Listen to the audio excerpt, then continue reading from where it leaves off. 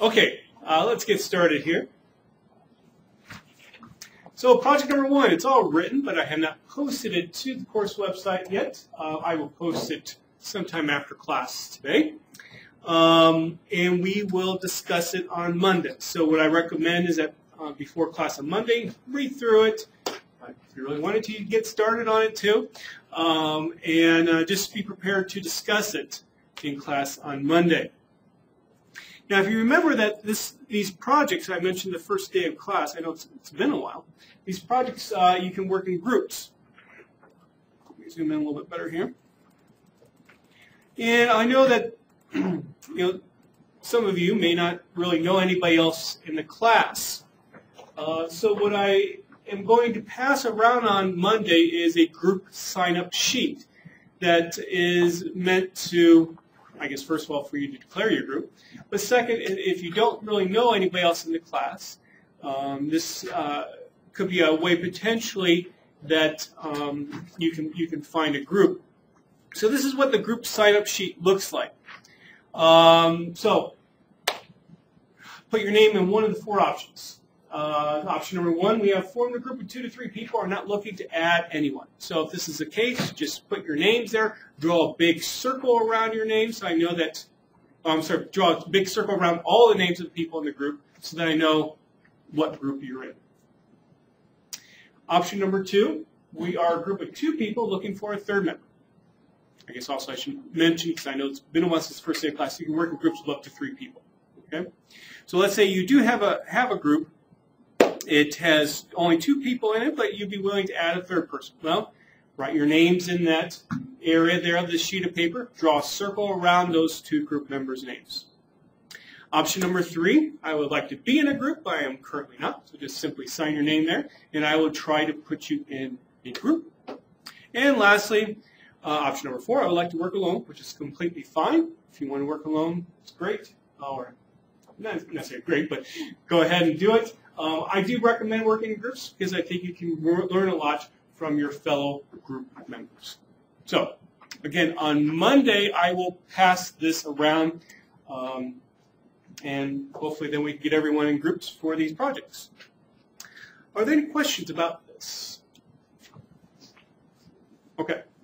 And also, you can always change groups during the semester. So if your project number 1, you were in a group that didn't really work out good, you can always change groups. Let's see. So today we will continue in this graphics section. Are there any questions before we get going in the lecture notes? Okay. So we were talking about bubble plots last time, and essentially what a bubble plot is a scatter plot between 2 variables, and then the plotting point, its size is proportional to a 3rd variable. That's the basic bubble plot. And we looked at bubble plots in the context of the serial data, but when you just look at it in terms of one data set, you don't necessarily have a chance to see all the different kinds of trends that could happen in one of these bubble plots. So what I've done simply is just drawn out 2 different bubble plots to help you see possible trends that could occur so that when you analyze maybe other data sets, you understand what these trends look like. So in particular, this first bubble plot here, notice obviously as x and y increase, as x increases, y increases. But look what also happens in terms of the size of the bubble. How about we call the 3rd variable z? You can see that z is increasing in size as well because these bubbles are growing in size. So essentially what we have here is a 3-way association between the variables as x increases, y increases, and z increases.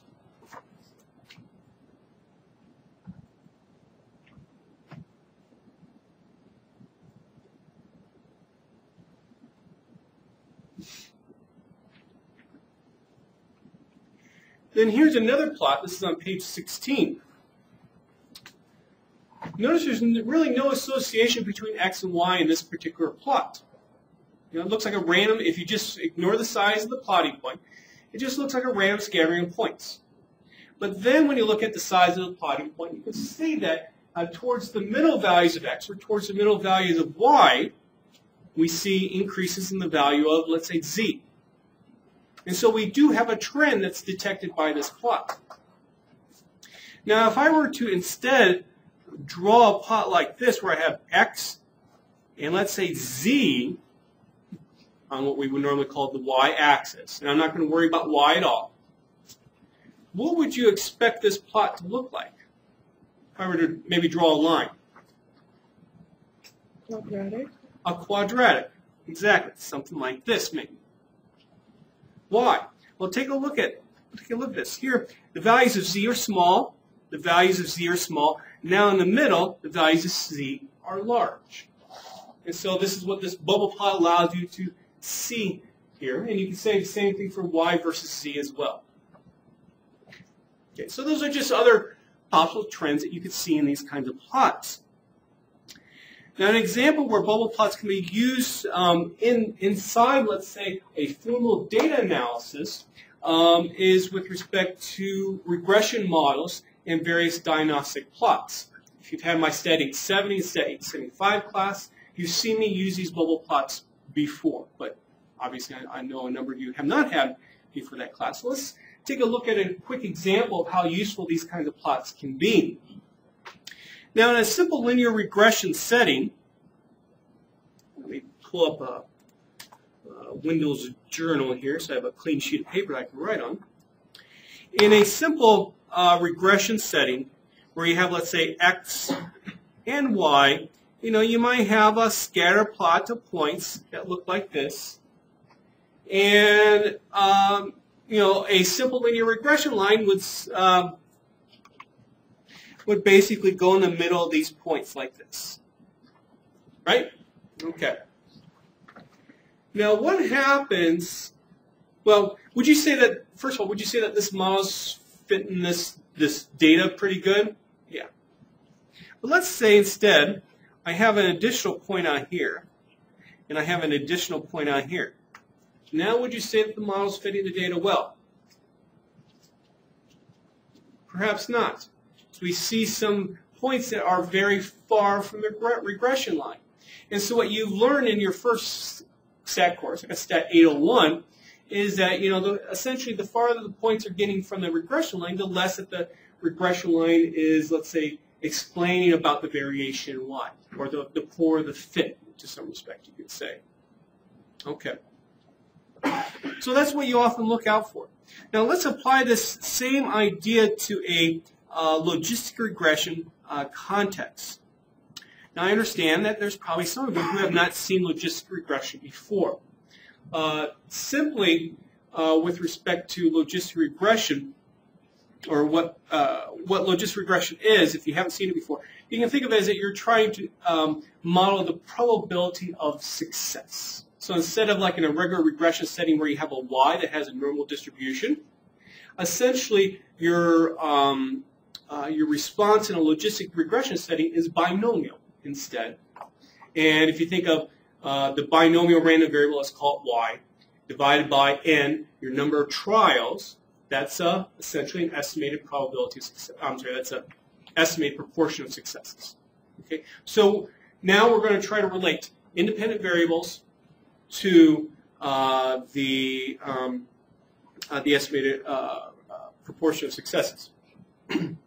And in particular, the data set that we're going to examine here involves this place-getting data set that we looked at a little bit earlier in the course. And we're going to look at it in a very simple context where in my data set, I have the distance of a place-get, such as 18 yards. And at 18 yards, I had 1 failure, 2 successes. So the proportion of successes was about 0.67, 2/3, at this particular distance. At a distance of 19 yards, 7 successes, 0 failures, so perfect in this particular data set. If we come all the way down to the end here, a distance of 66 yards, we see 0 successes, 1 failure, so the proportion of successes is 0.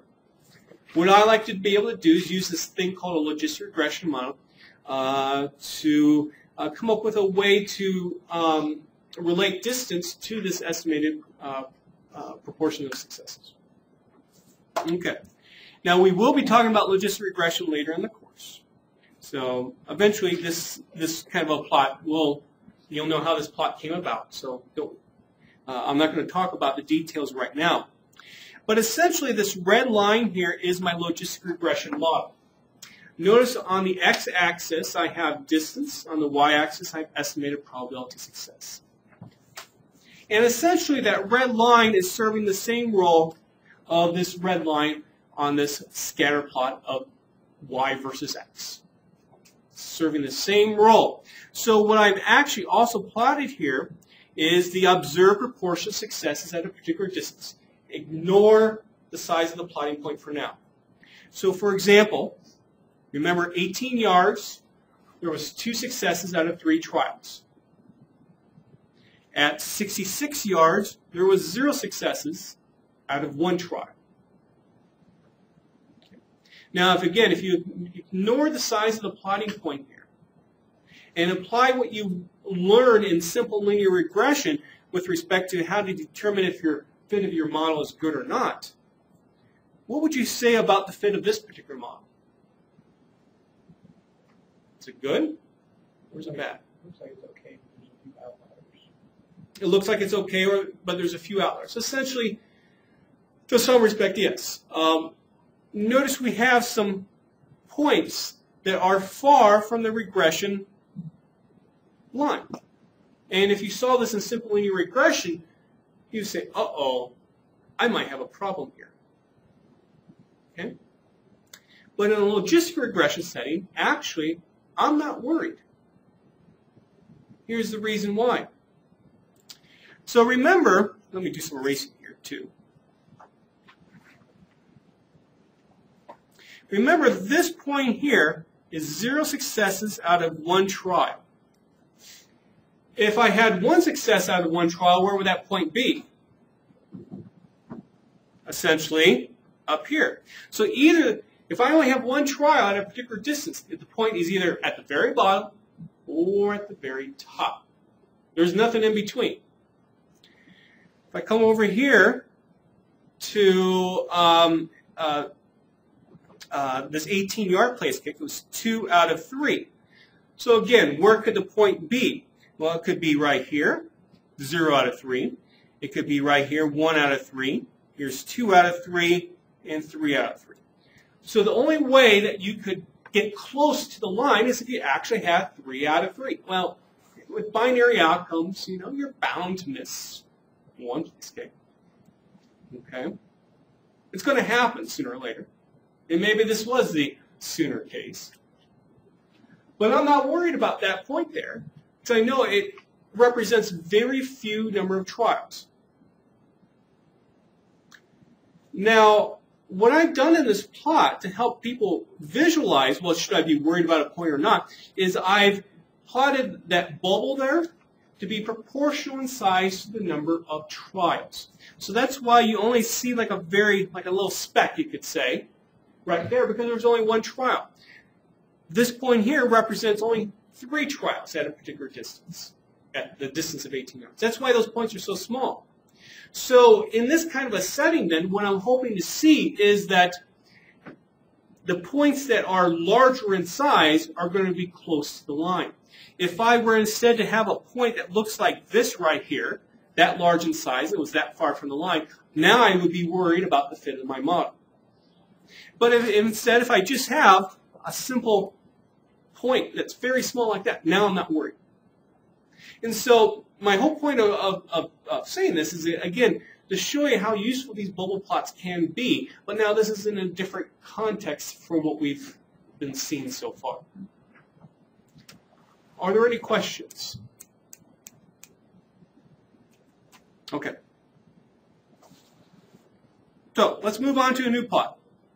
A 3D scatter plot. Essentially take a 2D scatter plot and now put it in 3 dimensions. So you have an x-axis, you have a y-axis, you have a z-axis.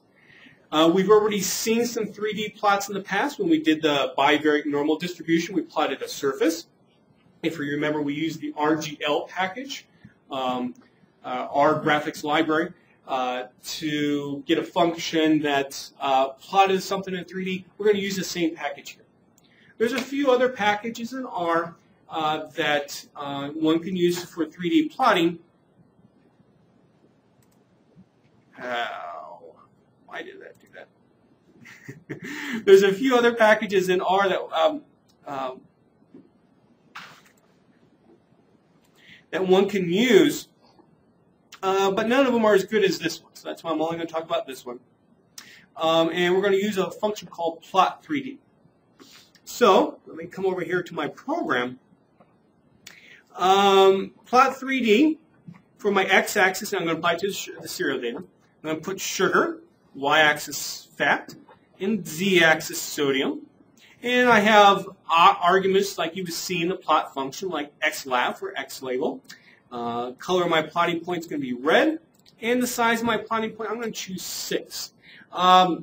Basically, this is a little bit odd, but according to the help file for this function, the default is a size equal 3. This, again, corresponds to the size of the plotting point. And a size equal 3, according to the help, corresponds to a point size on your plot that's 1/20th of the size of your whole plotting area. It's not that big of a deal to know that. I'm not going to ask you on the test. What does a size equal 3 mean? The main thing is that you know that if you increase the size, you're going to get a bigger plotting point. If you decrease the size, you're going to get a smaller plotting point. That's the big thing to understand. And so let me go ahead and execute this code. And similar to what we saw before when we were plotting a surface, this extra window that's essentially kind of outside of R pops up. And you can make the window bigger. You can rotate the plot by left-clicking on the plot and then dragging your mouse. So what we see here again is a 3-dimensional scatter plot of fat versus sugar versus sodium. Now, to some respect, it might be a little bit difficult to figure out exactly where some of those points are actually lying in that area there. So there's 2 little things that you can do to make the plot a little bit more readable. The first thing is that you can put some grid lines on the plot. There's a function called grid3D. You specify, well, what sides do you want the grid lines to be on? Well, how about x, y, and z axes? Okay. What color do you want? We'll say light gray, so it doesn't stand out too much. And this is what we get. So now you have a way to a little bit see better where your points are in that 3-dimensional space. But there's one other thing that you can do to make this plot a little bit more readable. This is shown then also on page 20. Is that you can draw what are called needles. And what needles are is basically from, if you imagine a plane at z equals 0 in terms of the z-axis. If you imagine a plane there, and you're going to draw a line, a vertical line essentially, up to your plotting point. That's called a needle. And that helps you judge where is your point in 3D space. So this is how you can draw one of these plots. Again, plot 3D. The new argument is type equal h. I think of the why it's called h to mean height. You're going to be drawing basically a line from z equals 0 up to a certain height. That's a way that I think of to remember that. So let me go ahead and draw that. And so now you can see these needles essentially sticking up from z equals 0. But we can make this plot a little bit better by actually putting now the actual plotting point on the plot. By saying again plot 3D, sugar, fat, sodium, but I'm going to add it to my current plot. Color red, size of the plotting point 6. And let's also put some grid lines on it too. And so this is what we get right here. So you can have a little bit of better sense. So for example, if you look at where my mouse is, you can see where this particular point is relative to the z equals 0 plane. You have a better sense of where everything is at in this plot here. If you really wanted to, you could tip it upside down. I don't know how useful that is, but it's kind of fun to do sometimes. So, anyway, again, why are we looking at these plots? Well, what we want to do is determine particular trends that we may see in these kinds of plots. What do you see here? This kind of corresponds to what we've already essentially discussed for some of the other plots. Remember the shredded wheats? Mm-hmm. The zero sodiums. Look where they're at, right here. And notice as I spin this around, you can see how they are really separated pretty much from all the other points. They are far from all the other points there. We also see some other points that are kind of separated, these right here. And unfortunately, I think I forgot to write them down, but we can figure out which points they are by looking at our bubble plot that we've drawn before. So let me just make sure I get this right. Sugar. These points right up here with respect to the bubble plot. That's what, let's turn it this way, you can see that these points are corresponding to. Okay?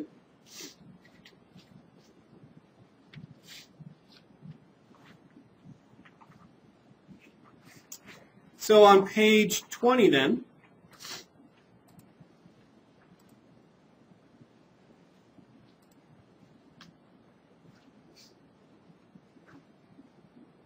I asked a question, well, remember we're kind of concerned about the shelf too, shelf 1, 2, 3, 4. How could we add that kind of information to this particular plot?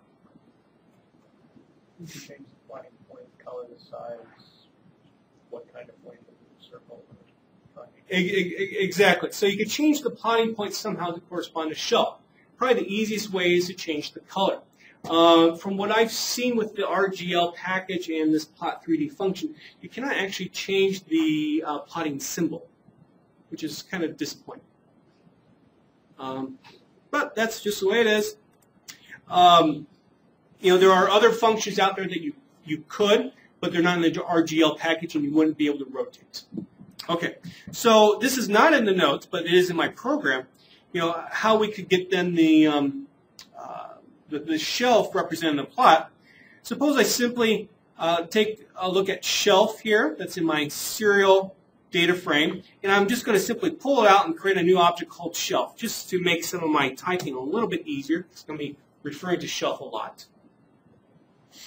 And then what I'm going to do is actually plot each shelf's nutritional information one at a time. So my first plot 3D is going to correspond to shelf equal 1.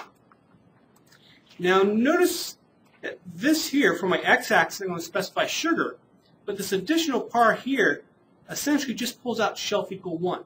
Now let's make sure you understand why this occurs. So this is a logical comparison. I think we briefly talked about some of this before. If I take shelf equal 1, what it's going to do is look at all 40 items that are in shelf, all the shelf numbers, and look at which ones are equal to 1 or not. You do need double equal there. And it's going to return a bunch of trues and falses. So that then, when I combine that then with the sugar here, what's going to happen then is I'm going to pull out just the items in sugar that correspond to the trues. And so that's shelf 1. So essentially, what happens here is I'm taking 1:10, and I'm just pulling out those first 10 items. Any questions about that? So shelf doesn't have to be in the data frame that you have for serial. It doesn't, no. That's cool. And yeah, I mean, it doesn't. And in fact, most functions like that, you don't necessarily need to have stuff in a data frame. It's convenient to organize the stuff like that. But like if I want to fit a simple linear regression model, if you remember from the intro to R notes, I have the LM function. I don't have to put the stuff into a data frame first. As long as it exists someplace in my R database of data information, that's fine.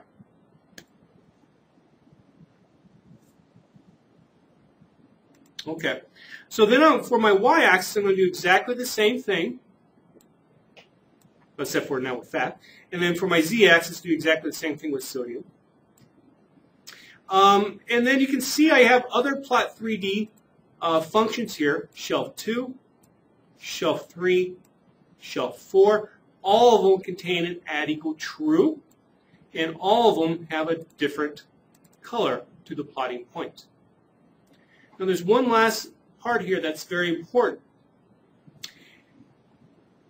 The shelf equal 1 cereals, the sugar, fat, and sodium content may not necessarily have a minimum maximum value that's the same as for shelf 2 or for shelf 3 or for shelf 4. So because of that, in order to make sure that when I do plot shelf 2 or shelf 3 or shelf 4, I need to make sure that my entire area that I have available to me for plotting has enough room, essentially, for all the other cereals. So because of that, then, I need to control my x-axis limits, my y-axis limits, my z-axis limits. Where I say simply, let's find the minimum of all the sugars. Let's make that the smallest value on the x-axis. And then the maximum of all sugars as the maximum possible value for my x-axis.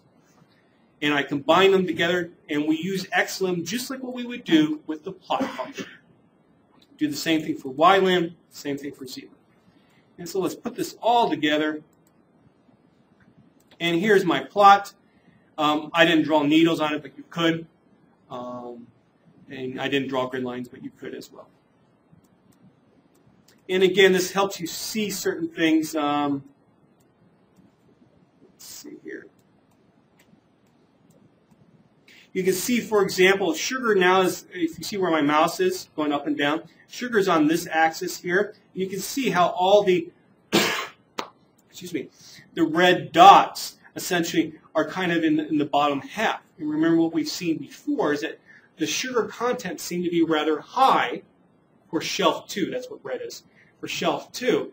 And you don't have any low sugar content cereals. And we see that in this plot. Okay, so those are 3D scatter plots. And I guess too, if you're really interested, I do in my code in my program, I show you how to do 3D plots in with three other packages. You're not responsible for those, but they're kind of interesting to see. Okay, let's move on to page 21 if there's no questions.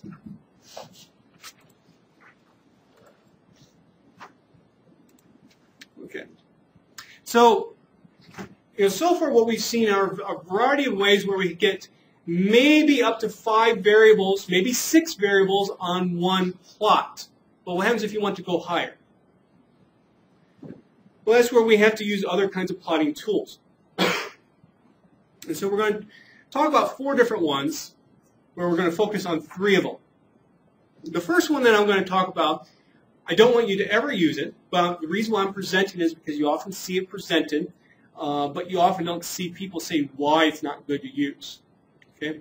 This first one is called a Chernoff basis plot. I think it's easiest to see what they are by simply taking a look at page 22. So this is with the serial data, and each face that you see in this plot is an observation. Remember, we have 40 serials. Now, characteristics, or the way that you represent variable values on one of these plots, is to have them correspond to characteristics in the face. So, for example, and this is not the case here, but you can imagine, let's say, sugar corresponds to the size of the eyes. So very high sugar content cereals, you can see, can have very, very large eyes. Low sugar content cereals have very small eyes. Maybe mouth size corresponds to fat. So if you have a smiley face, a lot of fat. If you have a frown, not a lot of fat. That's how you incorporate many, many possible variables into one plot by making them part of a face, a characteristic of a face. Now, the problem with these plots is that it's hard to judge, let's say, one variable, compare one variable to another. So, how big, for example, is an eye, in terms of, how should I say, a big eye versus a smiley face, how can you judge, whether or not one is, let's say, the maximum value or another one's the maximum value? It's hard to make comparisons across the variables. There are better plots that do that. So that's why this plot is not very, very good to do. But I do have a little bit of an interesting story behind the use of these plots. The first time I saw these plots was a good friend of mine in grad school told me that he was using these plots to help pick grad schools to go to in terms of departments of statistics. And so what he did was he collected a whole bunch of information on schools. So you can imagine, let's say maybe he collected information on 40 different departments of statistics out there. And he had each characteristic of face characteristic correspond to an important part of that department, such as, let's say, number of faculty, number of courses that they have. And you can think of all the other things, when you're searching for grad schools, what will be important. You can think of those as variables. You get a multivariate data set to compare schools across each other, and then do a plot like this to see, well, which, have a better understanding of which schools might be best. And so he actually used a plot like this to pick Kansas State. And I always joke with him that probably the Kansas State face looked like this. This is Dallas Johnson, the author of one of the 3 books that I recommended for this course, who is now a retired professor at Kansas State. So at the time, he was the department chair. And so I always said to my friend, his name was Chris, I said, I bet the K-State face looked just like Dallas, and that's why you picked Kansas State. Anyway. Now, a very similar kind of plot that's much better to do, you get the same kind of information out of it, is called a star plot. Some people might call these sun ray plots as well. The key here is that you're still going to have, let's say, one of these faces. In this case, now it's going to be a sun, or you can say it a star. You're going to have a star correspond to an observation. Characteristics of the star correspond to particular variables. Okay. Now, I think the easiest way to explain this, let's not go there yet. Now, essentially, you can imagine, let's say, if you look at a star in the sky, you see, to some respect, let's say, rays extending out from the center of the star. Well, in this kind of context, each ray is going to correspond to a variable. Variables that are large relative, observations that have a large variable value relative to other observations in the data set will have longer rays. Variables that have a variable that is a small value for particular observations is going to have a small ray extending from the center. A variable that essentially would have the smallest would have no ray coming out from the center at all. Now let's take a look at an example. This is on page 24. I know it doesn't look like a star, but you can kind of think of it as a star. These are star plots. There's 2 different versions. You see one on 23 and one on 24. I prefer this version on 24. This is for the serial data set. Okay? And first of all, we have this legend that looks kind of like a pie chart. And what this is just telling you is that which part of the star corresponds to a particular variable: sugar, fat, or sodium. So, for example, let's see here. Let's take a look at observation number 1. I believe this was Kellogg's Razzle Dazzle Rice Krispies. Notice you do not see any red there. That's because there was no fat in the cereal. But you do see some green there, and how far that green extends out is proportional to the value of fat. The value of sodium, proportional to the value of sodium in comparison to the other observations in your data set. So you can kind of think of, this is as far as it could go out in terms of what's shown in the key. You can see that this maybe goes out halfway.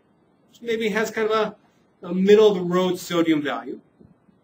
Also, you see something with respect, a similar thing with sugar, kind of maybe middle of the road. Let's take a look at, remember the shredded wheats. Remember how we saw that they were kind of outliers. They had no sodium at all. Notice you do not see any green there. And they had very little sugar, very little fat. Well, you see that represented in this plot by having very small rays extend out from the center. Let's look at, let's see.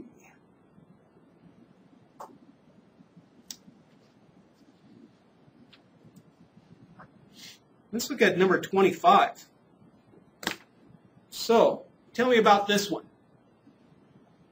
What characteristics do we have about it shown on this plot? It has high fat, maybe the highest. And look how big that is. But it has kind of low to medium sodium and sugar. Let's see what that, I don't remember off the top of my head what that is in terms of which cereal. So I'm going to simply say cereal bracket, take the 25th row, since they're numbered 1 through 40 consecutively. That happens to be post-morning tradition. So that is actually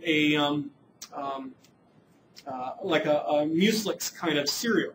If you ever buy mucilix, you know that they're often very high in fat content. It's because of the nuts. Yes. Do you think this plot I useful?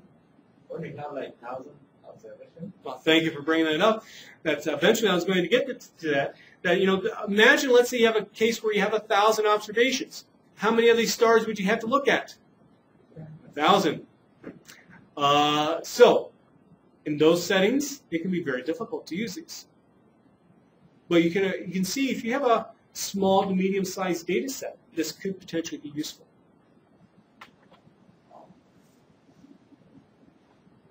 Okay. So overall, what are these plots used for? Well, as you can see, is that they can help detect outliers.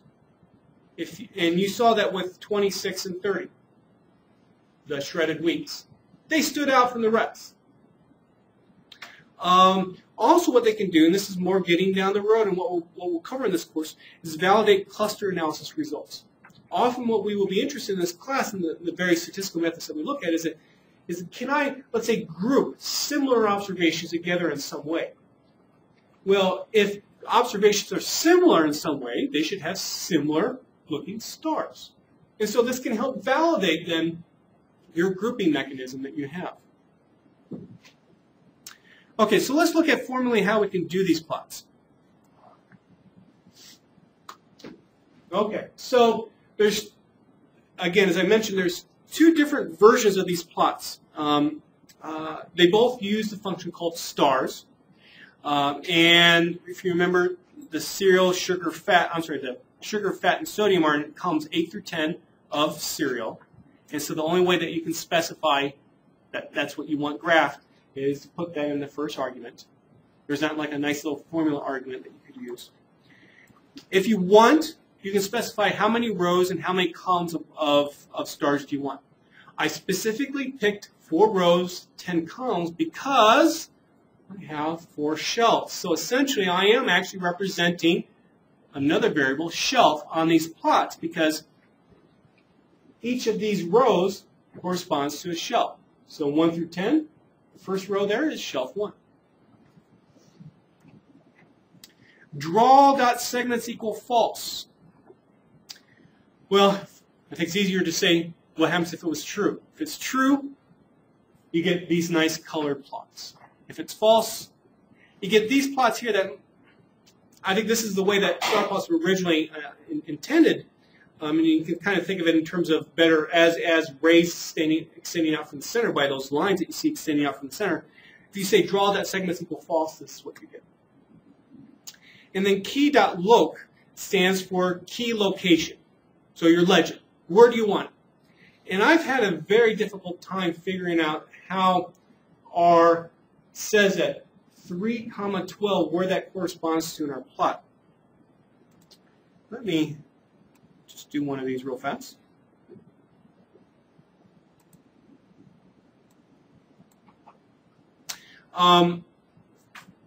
So essentially, if you look at the help for this function, it says, okay, the 3 corresponds to where on the x-axis. The 12 corresponds to where on the y-axis. But, you know, in these plots, you don't see numbers 1, 2, 3. You don't see a number 12. You don't have an x and y-axis actual numerical scale. So essentially what I always do whenever I do one of these plots is just, you know, pick some numbers out, maybe 3 and, how about this? 3 and 9. Do the plot, and you can see how that obviously covers up one of the stars. So if I want to move it, I want to move it up, I increase the y, essentially the second value, which would correspond to the y-axis. And after maybe some trial and error, I'm off the star there. So sorry, that's the best that I can give you for how to tell R where to put the legend. Just, yeah, it's not a big deal, just some experimentation, you'll get it. So anyway, so as I say here, here's one of the types of plots. And again, we'll take a look at one of these here. So here's the center, this is observation 14, and you can see a ray extending out from the center, and they just happen to connect the rays with those lines. I prefer, again, the case where draw that segment is equal to true, and so I actually also have color to help me differentiate between the different parts of a star. Okay, so let's look at interpreting this plot some more. Remember, my original research hypothesis was that the lower shelves tend to have a higher sugar content. Can you reach some informal conclusions about that research hypothesis by looking at this plot? What do you think?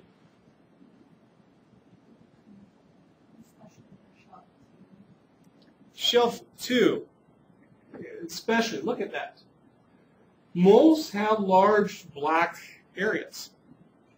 Shelf 1, though, doesn't really too much. You know, we do see some very low ones. So, I mean, when I first saw this, I was kind of surprised. So I was thinking the lower, the better for the little kids to be able to pull the cereal off the shelf. But instead, perhaps, you know, those little kids, they're probably standing, and what they're going to see in front of them is shelf 2, not shelf 1. So maybe that's why that's done.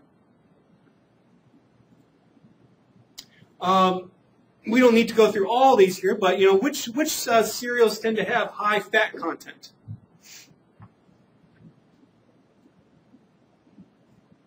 Yeah, I would say 8, 20, 14, maybe 25 too.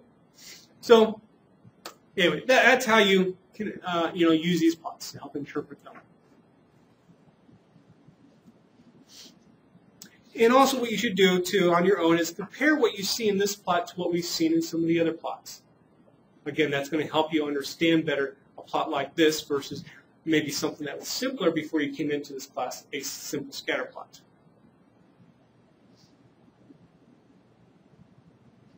Okay, so we've already talked about the stuff that's on the top of page 25, or at least some of it, and that, you know, when you have a large data set, you know, a plot like this is going to be hard to use. Except if you can get creative in some way. What I mean by that, and I guess I'm actually highlighting this, what I mean by that is perhaps what you could do is summarize your data in some way over some of the other variables so that you actually have a smaller data set. So for example, with my cereal data set, obviously I only have a sample size of 40. No problems looking at every observation. But what I could do is, let's say, form a star that has the average sugar, fat, and sodium value for shelf 1. Form another star that has the average sugar, fat, and sodium content for shelf number 2. So if there was some kind of easy way that made sense in a data set that you could maybe average over another variable, that's when you could still use these plots for a large sample size. Again, it's very data set dependent, but I at least want to point that out as a potential option. I say here too, with the place-kicking data set, I have 1,425 observations. That's too many for a star plot. But what I could do is average over all the variable values for each kicker I wanted to. And number of kickers, I think, is about 40. Okay. So that's a star plot. Those are kind of fun plots. Let's take a look at what I think is my favorite plot for plotting multivariate data. It's called a parallel coordinate plot. Still remember when I first saw these plots. I was never taught these plots when I was in grad school, but shortly after grad school, I attended a all-day workshop on data mining. This was about 2001, 2002. That was when data mining was first becoming like, wow, what is it? And so we had a workshop at one of my stat conferences, and I attended it. And when I saw these plots being demonstrated, I was like, wow, this is so cool. I can represent so many variables. I can get so much information out of one of these plots. And that was actually the only thing I got out of the whole short course. I actually left early because it was so bad. Yeah. So a lesson to you. When you pay for these short courses, you might be paying $400, $500 or whatever for a short course. Make sure you do some investigations into the author, or not the author, the presenter, to see if this is a person who knows what they're talking about, who's well respected in the field, and hopefully also maybe you can somehow get an idea if they're a good presenter or not. I did not do that, and I was out a lot of money for getting this parallel coordinate plots out of it. So anyway,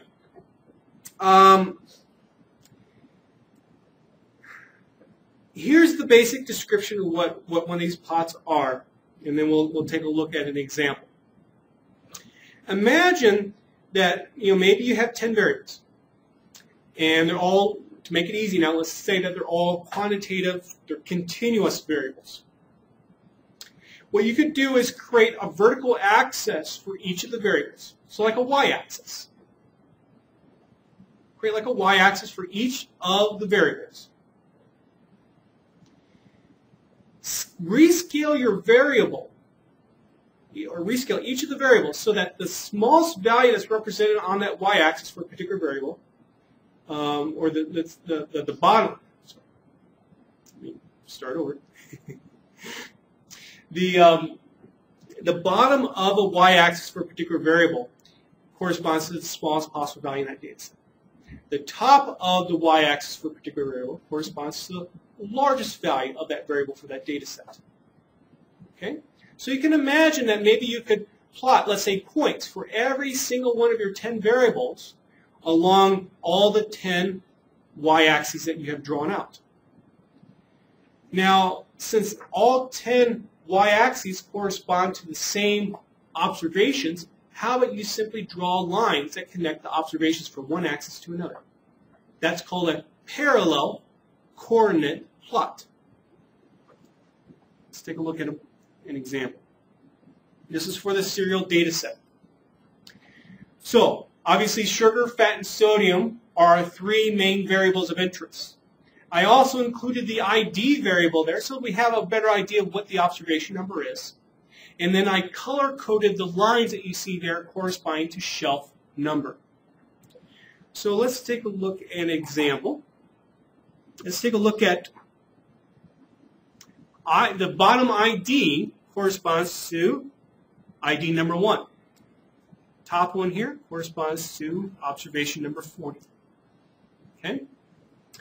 And so observation number 1, if we follow the line to the next y-axis, we see it hits right about there.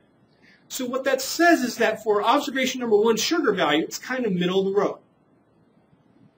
relative to all the other observations in the data set. And then if I keep on following the line, sorry, I'm getting off the line, down here, we see the fat content is as small as you can get. And if you actually look in the data set, you'll know that this is fat equals 0. And then, if you could keep on going here, and I'll explain how I know this later on. The sodium's kind of in the middle, if you were to be able to follow that line.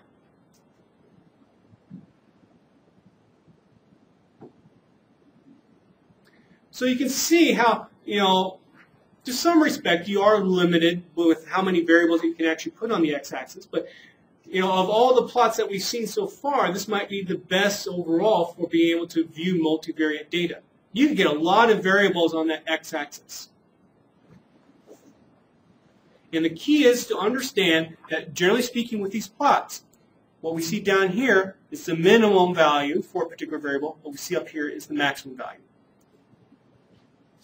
So all the variable values are rescaled. Notice you don't even see a y-axis numerical scale because everything's rescaled.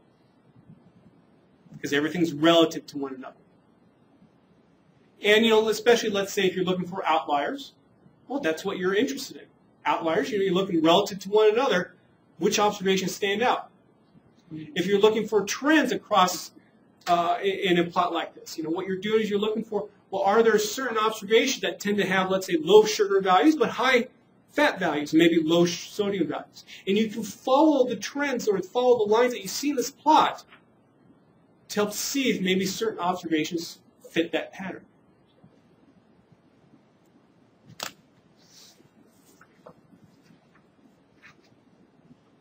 Okay, are there any questions so far about the general sense of what this kind of a plot's showing you?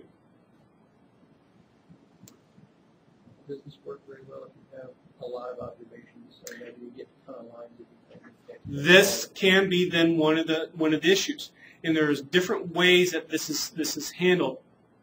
And I guess we can talk about it now. Imagine a setting where you have a lot more observations, and we only have 40. What can happen is that observations can be buried on top of, or beneath, I should say, other lines. And so that can be a problem.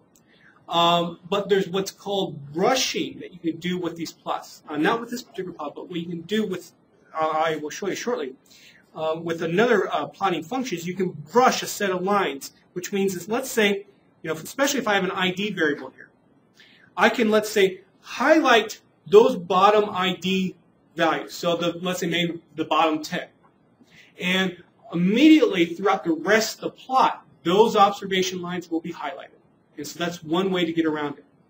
Another way to get around it, which I don't talk about in my notes, and you're not responsible for, is that when you have lots of observations, simply what's the word I'm looking for?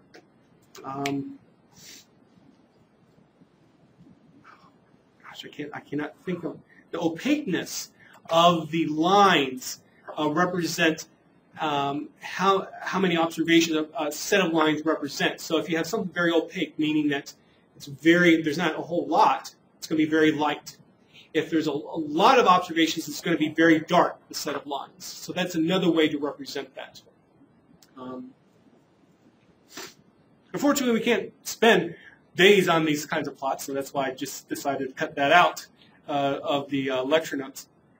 So anyway, so the main function that you will see used for these plots is one called car-coord, for parallel coordinates. It's in the mass package. If you're not familiar with what the mass package is, and I would expect a high number of you are not, this stands for Modern Applied Statistics with S. This used to be the number one, the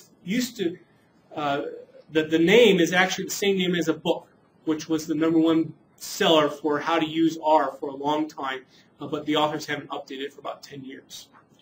But all the functions that they wrote for their book and the many editions of the book are all contained in this mass package. And this mass package is automatically installed by default when you install R. So you don't need to download it. but you will still, if you want to use stuff out of it, you still need to say library, parentheses, mass, and parentheses. Okay? Now, there are other functions that can do these plots too. We will take a look at this one called IPCP. It stands for Interactive Parallel Coordinate Plots. It's in the iPlots package for interactive plots. It looks like the authors of this package have decided not to continue to improve upon it anymore, and because it looks like they're trying to put together a new package that hopefully, I guess, will be better. And so just a little forewarning to you is that, you know, a few years down the line, this package might not work very well, or there might be something better, I should say. And then also something I'm not going to talk about is something called GGPCP for Grammar of Graphics Parallel Coordinates Plots. It's in the Grammar of Graphics Plot 2 package, ggplot2. This is fast becoming a very prevalent package that people use for plotting. When I was told I was going to be teaching this course, I was hoping that I would have time to talk about this package, but I don't think we're going to have time in this class to talk about it.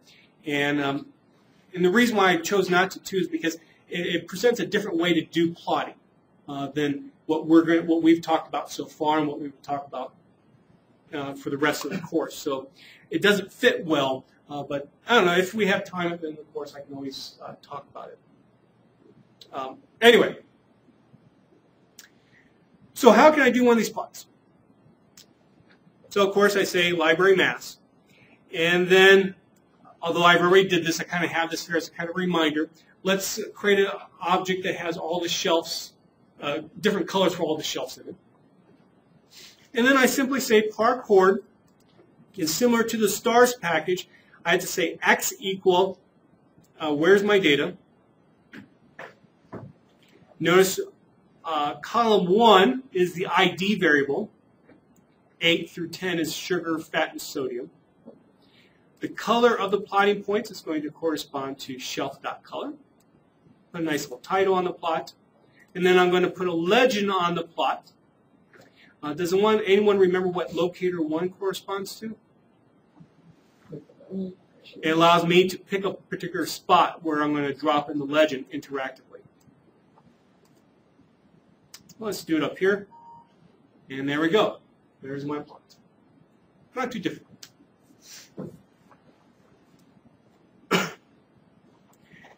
Now, sometimes it's very helpful to be able to highlight kind of in a, yes, how should I say, maybe an old-fashioned way, be able to highlight a particular observation in one of these plots without being able to do it, let's say, interactively, which I will show you shortly.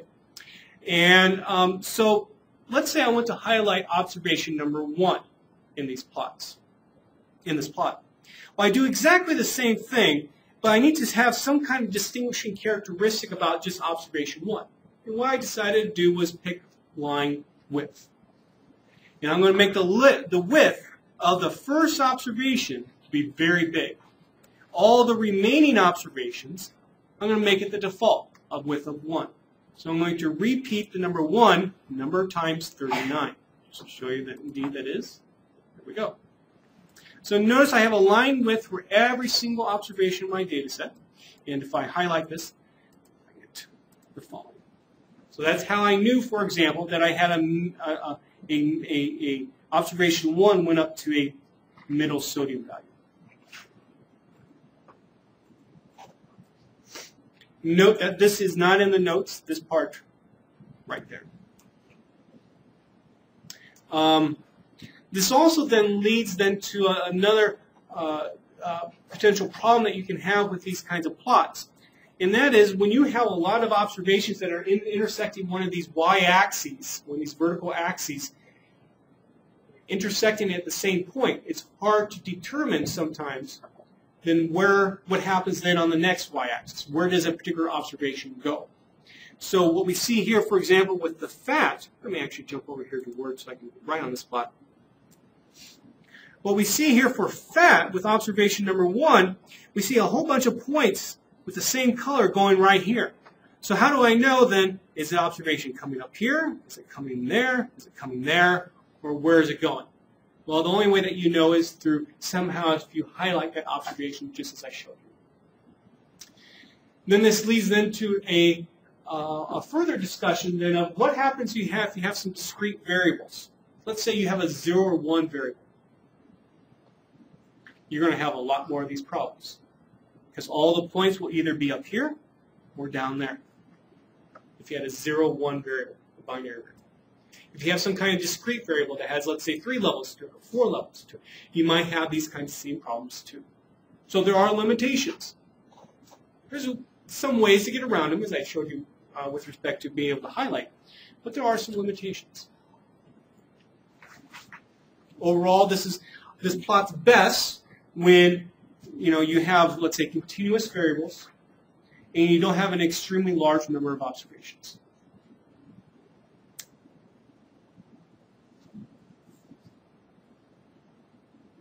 Okay. So again, why do we look at these kinds of plots? Again, we are looking for particular trends. You might be looking for particular outliers as detected by these plots.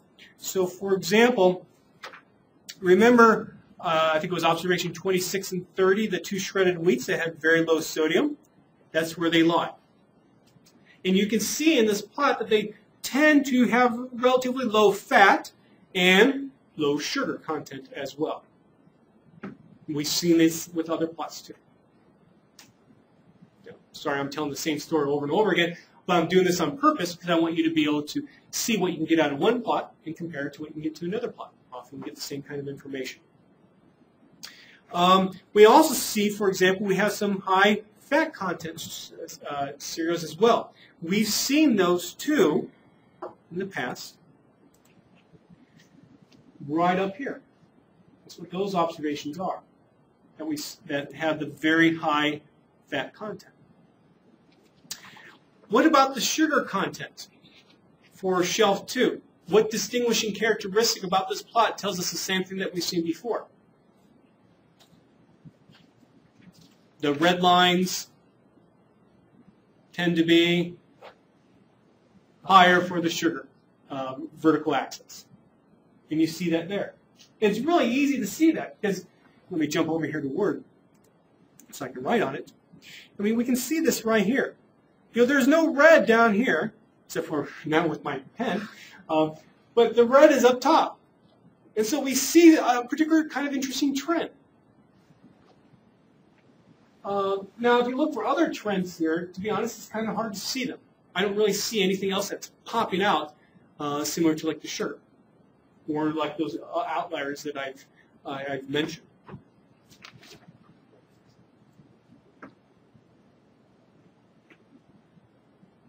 Okay, page 27, there was one little, I guess, kind of a typo that I want you to fix. See the stuff I have in blue? Please change the value of 0 to lowest value and the value of 1 to highest value.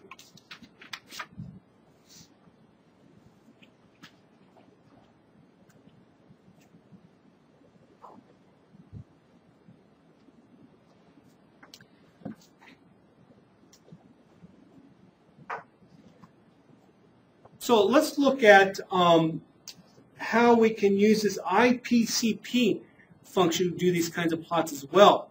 So it's in the iPlots package. This is a package you will have to download. And simply I say with IPCP vars for variables, I specify my particular variables, and this is what comes up. Notice a new window outside of R pops up. This uses a link to Java to do these kinds of plots. And let me remove some stuff here.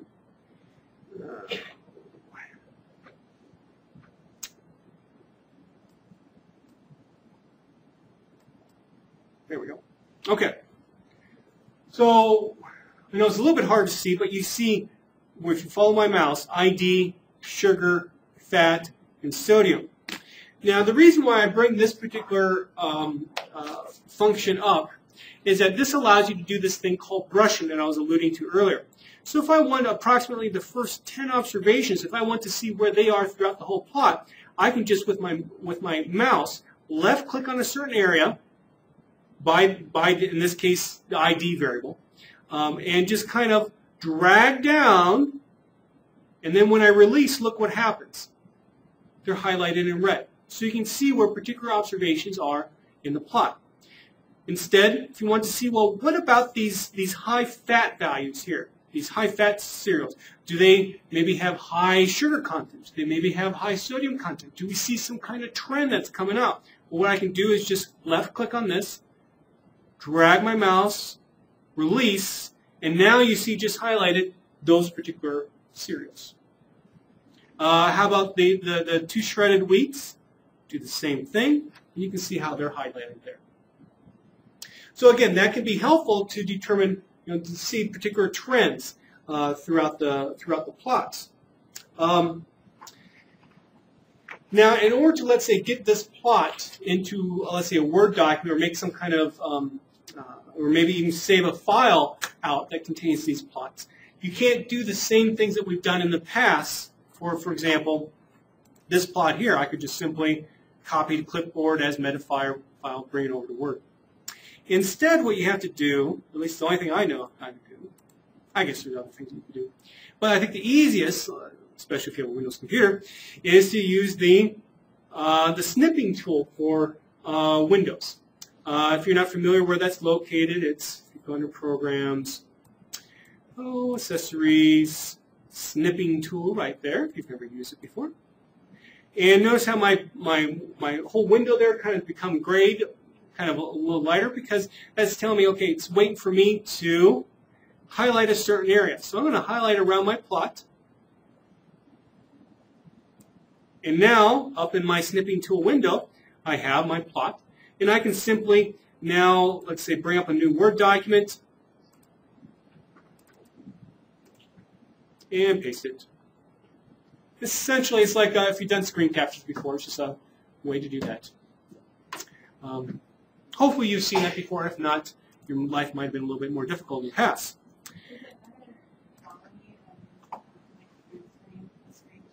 I think it's essentially print screen, but it's just, sorry, I don't know the details about it, but it just allows you to highlight a certain area. I used to always use print screens until I came across that. I think it might have came out with Windows, let's see now, we're at Windows 8 now. It was before Windows 7. What was before Windows 7? What's that? XP. Vista? I think it was XP. XP was the good one, and Vista was the lousy one. So when I got that, it was okay. Thank you for the Microsoft history. But maybe this is, I shouldn't say this out loud. I like Microsoft products, and I like the snipping tool. Anyway, okay, something else you can do that's kind of cool with this plot is that you have a way that you can add some information to the plot. So if I go into View here, I can put PCP over box plots. And I'm sorry, let me just do something real quick. So now notice there's nothing highlighted right now.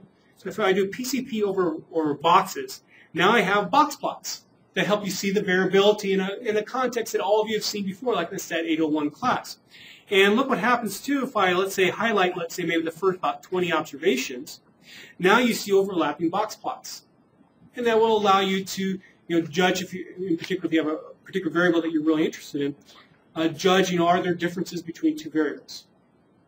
I'm sorry, differences within a variable between two different groups. So that can be helpful. Okay, that takes us to page 30. Now, as I said, I really like these plots. And so much so that I've used it in somewhat different ways than what I've never seen anybody else use it this way before. Now, statisticians, and a lot of other disciplines too nowadays do this, they often do what are called Monte Carlo simulation studies. What that basically means is that you might, let's say, generate a whole bunch of data sets where you control certain aspects of the data set. Maybe, for example, you know what the mean of the data set should be. And then you, let's say, apply a statistical procedure to every single data set. Maybe, let's say, calculate a confidence interval for every single data set, confidence interval for mean. And then what you could do then summarize over all those data sets some important characteristics, such as how often is, let's say, the true parameter inside the confidence interval. If you're doing 95% confidence intervals, you expect 95% of the time. Okay? That's an example I mean by a Monte Carlo simulation study. Hopefully you've seen them before, but if not, that's what they are. A very, very useful tool to evaluate, in this kind of a context, what we do as statisticians, evaluate a statistical procedure. Monte Carlo simulation studies are used in other settings too. But anyway, when you do a Monte Carlo simulation study, what you're often interested in doing is examining, a whole bunch of what-if scenarios. What if my data came from a normal distribution? What if my data came from a gamma distribution? What if my mean was 5? What if my mean was 2 instead? So you have a whole bunch of different scenarios. And in essence, what you're doing is you're doing these calculations and creating a multivariate data set. So a lot of the graphical techniques that we talk about here can be used then to summarize your Monte Carlo simulation study. Now, I know especially the statisticians here, you've probably seen in papers big tables that show the results from a Monte Carlo simulation study. It's kind of often hard to make sense of everything that's in that table. Instead, if you graph it, you can make a lot more sense and see trends that are developing.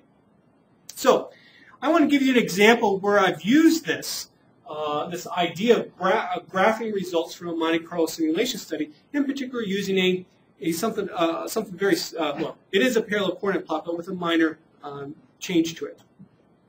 So this was a paper that was published in 2009 in the Journal of Statistical Computation and Simulation. It's not necessarily a Tier 1 journal, you could say, in statistics. It's a Tier 2 journal, kind of middle of the road.